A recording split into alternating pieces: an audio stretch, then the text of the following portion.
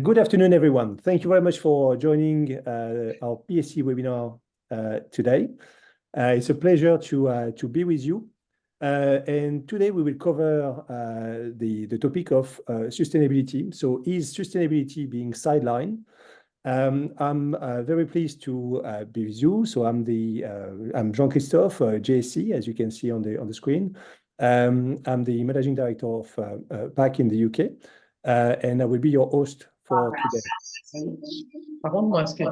Together with me, I've got Nick as well, Nick Mace, Principal Analyst. That will be our lead presenter for the session. So a couple of housekeeping points for you as we start.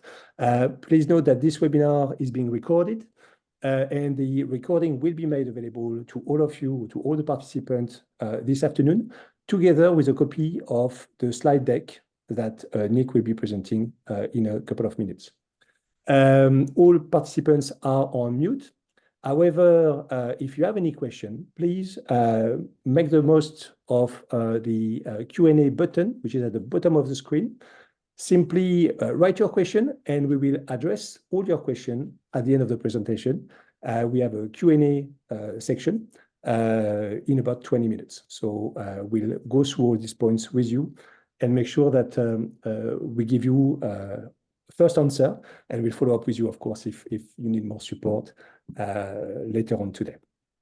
Excellent. Thank you very much. Nick, if you could open the next slide. Thank you very much. So our webinar is called Is Sustainability Being Sidelined?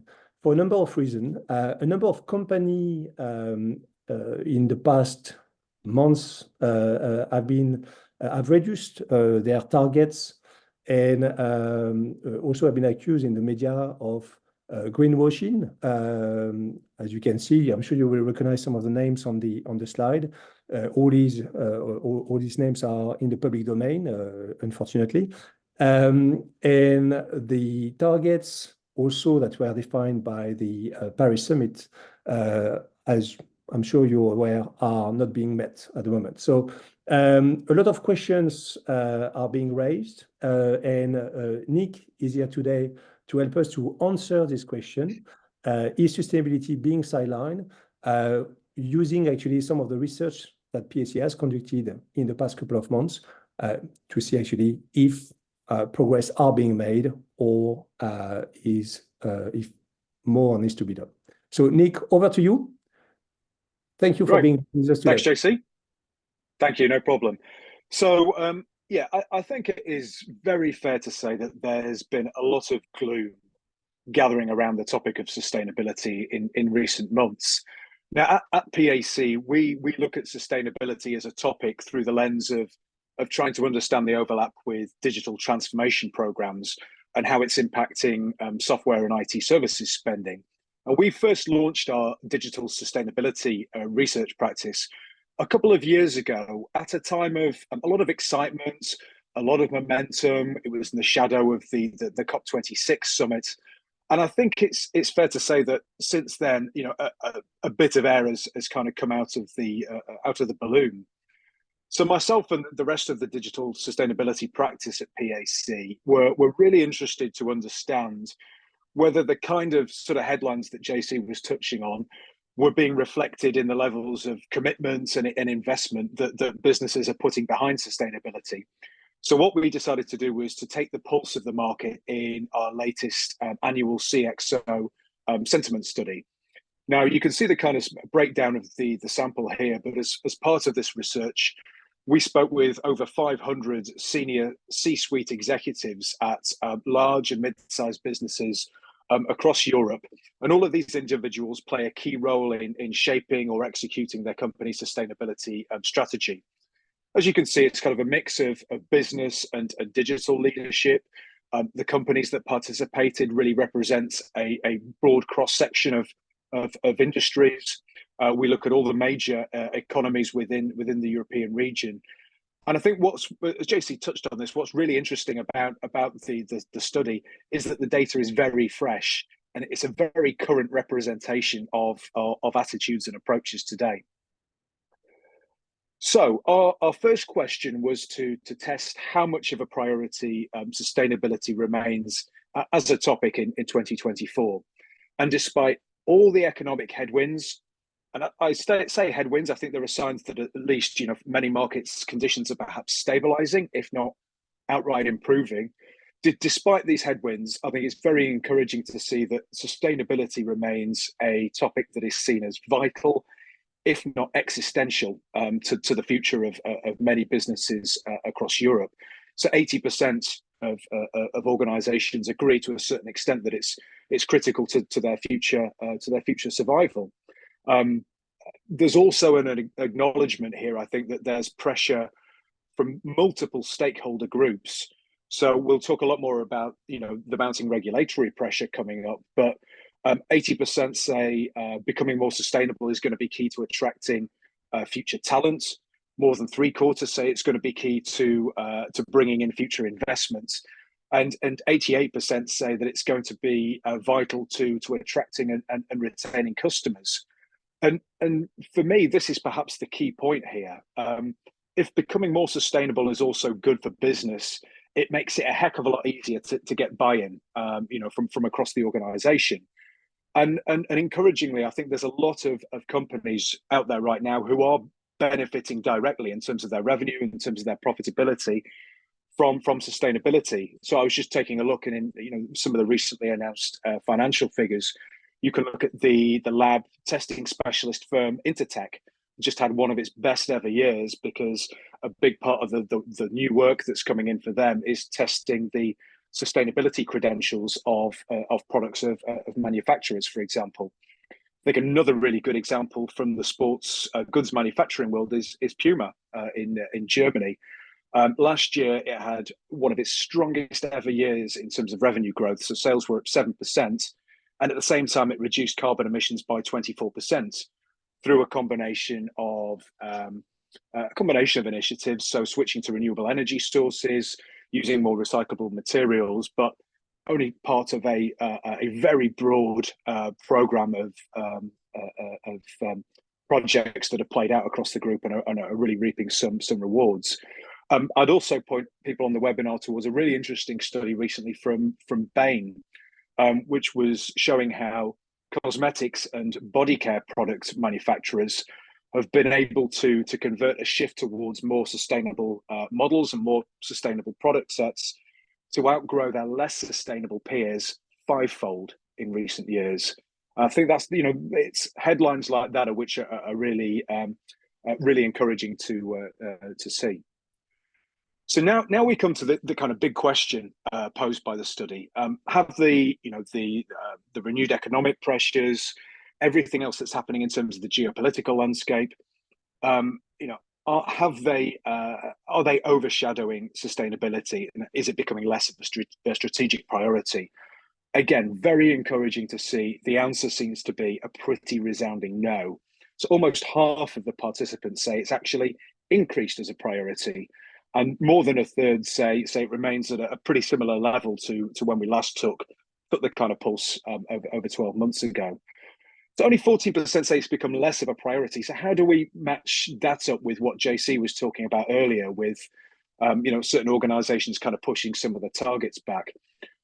I think what we're seeing right now is a lot of organizations coming to realize the extent of the task that lies ahead, and taking a little bit more of a measured or cautious and realistic approach to what they can achieve over a given time frame. I'd say at the same time as a lot of the headlines that JC referred to over the last year, we've also seen a lot of companies within Europe double down in terms of their level of commitment on sustainability. So just in recent weeks, Telefonica in Spain unveiled a whole new set of sustainability initiatives, including saying that 40% of their financing is going to be linked to sustainable criteria. And even companies in those sectors which have got probably the biggest mountain to climb, like transport, for example, we're seeing companies come out with much more bullish approaches. So over in Ireland, Dublin Airport Authority recently unveiled a 20-point plan to accelerate its critical sustainability goals. So, there's a lot of good news out there as well. So European businesses are kind of talking up their sustainability commitments, but are they backing this up with investment? They're talking the talk, but again, to me, this is a really key question. They can make whatever pledges they want, but to enact real, genuine change requires funding. And I think again here we see another positive note. More than half of companies are planning to increase their spending on sustainability related initiatives in 2024 compared to last year, and only 17% actually plan to make cuts. And again, I think this is being reflected in the wider market. We're spending a lot of time talking about targets or deadlines being pushed back, but actually levels of funding that are going into supporting sustainability programs are remaining pretty robust. So again, just recently we've seen oil company Neste, we've seen GKN aerospace in the manufacturing field, Iveco automotive manufacturer, all announced major rounds of investment in sustainability programs. If you take Iveco, for example, they've announced plans to invest 600 million euros in new technology to create a new range of zero emissions vehicles. And again, at the same time, so that's a kind of 4-year window, they're also looking to double their level of profitability over that time frame. So again, similar to Puma, the kind of goals of the business are going very much sort of hand in hand with the sustainability programs. And I think that's really, really encouraging to see. So it's all been very, very positive so far. But what are the challenges that organizations are running into? What are the roadblocks that strategy leaders are hitting with their programs? Now, you can see on this slide that there's been multiple factors highlighted by participants in the study as being challenges. I think the one that stands out is having access to the right tools, technologies, and platforms, which is actually seen as the biggest issue today. And this, again, first look at the data, I was a bit surprised. I mean, given the explosion that we've seen in the number of tools that are available for collecting and processing and reporting data relating to sustainability. But perhaps too much choice is one of the issues here. We're seeing the big ERP platform providers ramping up their ESG reporting functionality in recent years. In asset-centric industries like manufacturing and utilities, you've also got organizations who are having to kind of process data across the operational technology, the kind of OT environment as well. And there are a few kind of magic bullet solutions that actually cover the whole piece today. You have to, identify and work with a number of different tools in many cases. So it's not a straightforward task.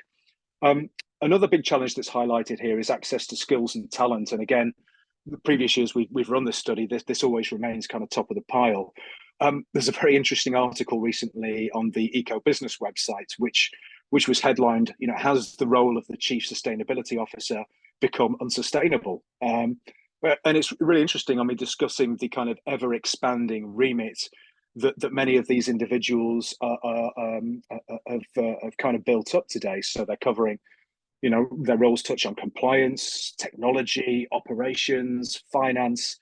It's really, really challenging, and it's particularly challenging, if you're brought in to do that into a new organization, and it will take you a while to understand how things work, who are the stakeholders you need to engage. And this is, I think, is partly why we see so many organizations making internal appointments when they create that Chief Sustainability Officer role.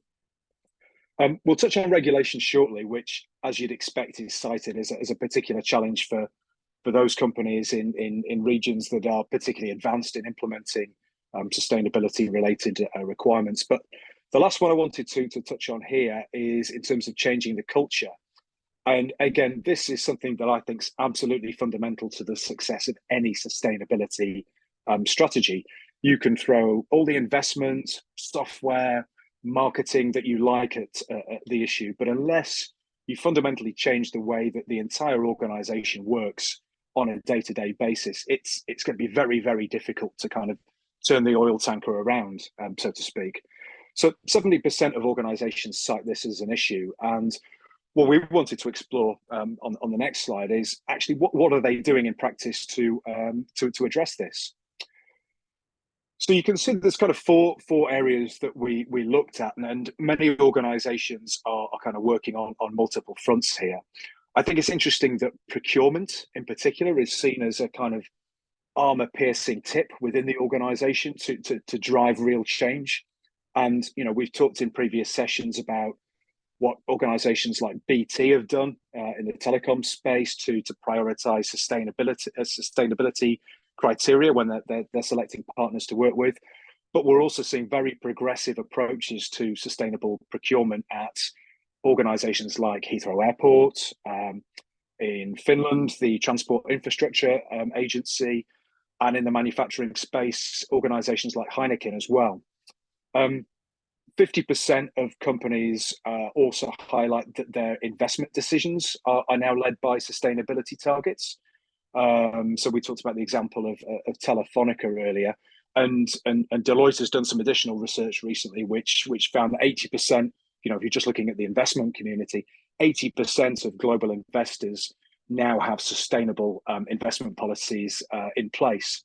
And I would also add that this is one area in particular where we're seeing organizations practically harnessing AI to guide them to make the right choices through their research. We also talk about incentives packages here, both in terms of leadership and across the wider workforce, and then being geared increasingly towards sustainability related targets. And through our conversations with the market, we're uncovering some really interesting, innovative examples in driving change in day-to-day working practices. We heard a great example the other day from our friends at data management platform company Thybus, who've been working with a manufacturing organization recently to improve the energy efficiency of their core production machinery. And what they did was they presented the data on very simple, but they presented the data on system performance to the machine operators via a screen. And the operators were then incentivized to hit certain targets in terms of how efficiently those machines were operated. If these targets were met, there was a bonus in terms of their hourly basic salary rate. And as a result, not only reduced emissions, reduced energy costs, and it's changed the way that the workforce is approaching their task. Now, one of the features of the European market, and I touched on this earlier, but is how advanced the region is in terms of imposing sustainability related regulation. Germany, of course, is leading the way with things like the Climate Action Act, the Supply Chain Act, but across the EU, of course, we're also seeing the impact of CSRD too. It's not just regulators that are driving this market, of course, but there's certainly kind of top of mind, I would say, in terms of shaping current investment in sustainability programs in certain regions. So, at a European level, when we're asking organizations about how ready they are, 25%, I think, rather optimistically say that their house is fully in order today. Whereas if you look at the data just from Germany, 15% of organizations who've got much more pressing deadlines and much more tangible targets to hit believe that they've got everything ready to go today. If you zoom out again and look at the region as a whole, the study found that for the majority of businesses, compliance with regulatory demands around sustainability is a work in progress. So, more than half state that they're in the process of putting the right processes and tools in place, and there's a tail of 18% who are just starting to get the wheels in motion. What I would say is that the stakes are going to be very high here, particularly for mid-size organizations who perhaps don't have the same sort of financial safety net as larger enterprises. But if you look at what non-compliance in a country like Germany could mean, we could be talking fines of up to 10 million euros or 5% of annual revenue. These are very, very meaningful figures that we're talking about, and something that needs to be addressed at speed. So what are the kind of barriers to achieving regulatory compliance? So again, technology represents a major opportunity, I think, for sustainability strategy leaders to improve the level of insight and how quickly they can move on this topic. And one of the big challenges highlighted by the study was kind of ongoing over dependence on manual efforts. We found that pretty much half of businesses still at least rely at least partially on manual effort to track their to track and measure their carbon footprint, and only 80% claim to have this kind of single pane of glass view across the whole organization. This is why we at PAC feel that there is going to be a very strong short-term focus on the data collection, data management, data reporting side of things in these markets. And there's a very close correlation, I would call out, between those organizations who've made real momentum on their sustainability strategy so far, and organizations who've got a very robust approach to the underlying data strategy. I think in the electronic space, Philips, for example, would be a great example. So just the last couple of talking points here. One thing we looked at in the study was the kind of crossover between cloud computing and sustainability strategies. Now, as we look across Europe, most organizations are many years into their cloud journey. We're expecting a very steady increase in investment in both hybrid and public cloud services again in 2024. The reality is that more of the data that businesses now need to harness as part of their sustainability requirements now resides in the cloud. But as many businesses have discovered, this can bring new challenges in terms of cost and scalability. And what we found in the study is almost half of businesses state that sustainability considerations also play a major role in shaping their cloud strategy, which can represent some, the adoption of cloud services can represent something of a double-edged sword. Of course, there are some potential energy efficiency gains that can come with, the economies of scale that the big hyperscalers can provide, but also many companies are also struggling to keep on top of in terms of both the scale at which cloud services are deployed across different parts of the organization, and the kind of parallel rises in cost and energy consumption. So I think what we're seeing now is a kind of period of reflection for many cloud strategy leaders who are looking at how they can take it forward in the next phase in a much more efficient manner than they have done to date. And the last talking point, and it wouldn't be an analyst presentation without talking about the impacts of generative AI, but again, we're really keen to understand attitudes towards Gen AI, which really is a double-edged sword in terms of its potential impact. Of course, we think there's some really interesting medium-term potential, perhaps, in terms of how you can, generate reports on ESG data. Particularly, the potential to hook that into IoT sensor connectivity and, to harness that data and automatically report it will be a very compelling proposition for many organizations down the line. But at the same time, of course, it consumes, massive compute resources and underlying energy resources at the back end. Most of us will have seen the stats that, a single image produced on the DALI platform is equivalent to a single mobile phone charge in terms of power consumption. But what our study found was that the general feeling around Gen AI is that it will have a positive impact on sustainability targets. 40% positive, only 9% negative, 40% sitting on the fence, which I think again sort of highlights what an early stage of development we're at on that topic right now.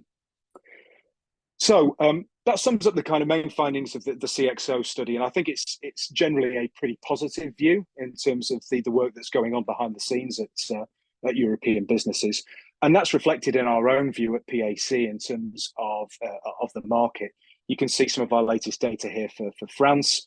We're expecting double-digit growth both in software and cloud platforms, as well as IT services relating to topics like ESG monitoring, as I mentioned before, sustainable product design, strategy planning.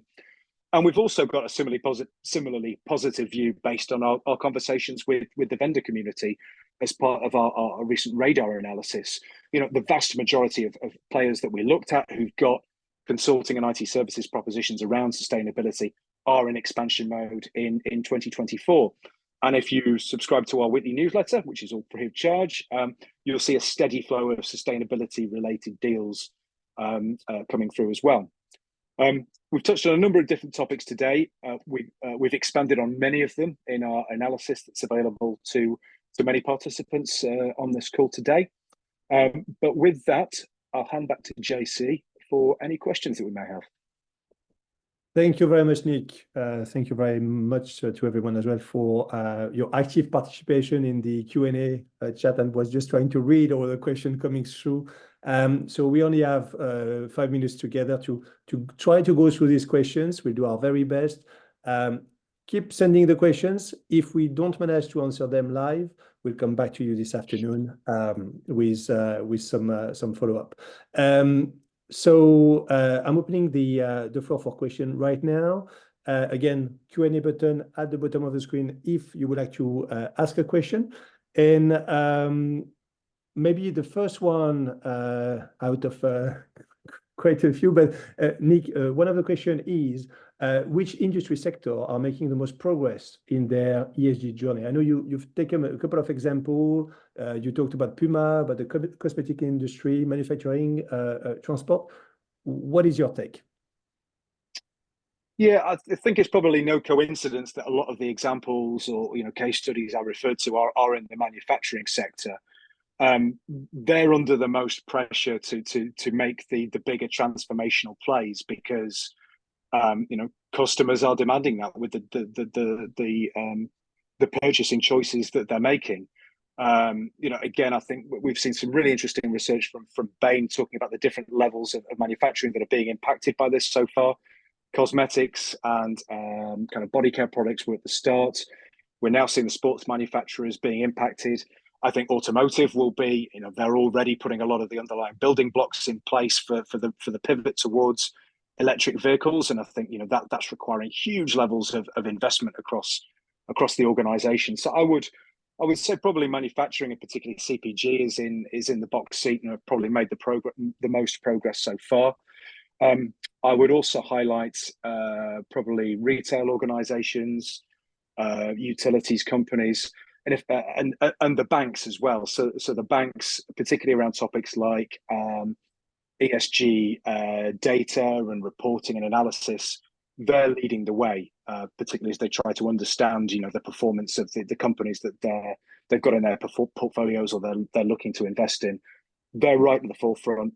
I would say very much at the rear is the public sector, in part because so many areas simply don't have the kind of budgets to play with, and they're juggling a lot of other very pressing challenges right now. Okay, thank you very much. An additional question related to so a number of questions are either software related or cloud related, so I'll do my best to address a bit of both. But from your point of view, which are the software providers that are doing the best in Europe in helping businesses with their data challenges? And a side question that I see as well on a number of the questions shared with us is, how do you see the role of cloud in the sustainability journey? Is that mostly about managing the data flow and getting the right information, or is it about having a more efficient use of the IT resources rather compared to local data centers? So double question there, a bit of cloud, a bit of software, if you get some insight. Okay, well, picking up on the cloud element first of all. As I said before, I think a lot of organisations are taking a refresh look at their cloud strategy simply because a lot of the spending that's been very tactical in nature, I would say, more so than strategic, particularly since the pandemic. They're trying to sort of wrestle back control of that, and while part of that is the basic compute costs and how much they're spending with the hyperscalers, obviously there's underlying emissions that will be attached to that. It is a topic we're going to cover a lot as part of our kind of green IT, if you like, focus within the digital sustainability practice. And what I would say, overlapping onto the software topic, if you look at most of the players that are active in that market, particularly around ESG, data collection, processing, and reporting, many of them are SaaS organizations. They deliver their services from the cloud. And that's, that's the reality of the market today. It is a very, very fragmented picture in terms of the kind of tools and software partners that organizations are working with. I think I mentioned earlier, of course, the big kind of ERP organizations are pivoting to try and position themselves as that kind of organization-wide platform for collecting and managing sustainability related data. I think for most of them, it's a work in progress. They're only sort of 12 months down the line in terms of what they're, where they're heading. But there are some obviously specialist organizations like IBM's Invisi tool, which is very well established. But there's an awful lot of new entrants coming into the marketplace as well. Particularly who are harnessing AI as part of their proposition going forward. So, it is a tough task to kind of navigate that market and choose the right partners. And in many cases, as I say, it won't be a single solution which ticks all the boxes. Thank you, Nick. I'm realizing that we are running a bit out of time. I'll maybe ask you one last question and then we wrap up. Okay. But I promise we will come back to everybody. We have lots and lots of questions popping up in the Q&A chat. The last question I'll pick on the list just because it's a little bit different is, do you see much activity around smart building technology in Europe right now? It's something that we have not touched on too much in the presentation. Can you share something? Yeah, I think it's an interesting point. I think it's one area perhaps where we have seen a little bit of deprioritization over the last 12 months. Maybe that has slightly risen down the priority areas for spending. Like I said before, I think the data collection reporting piece is absolutely top of mind right now. Smart buildings, I think, over the medium term will be a very significant area of investment. For and not just in the sectors we see as being particularly advanced like manufacturing, but also public sector.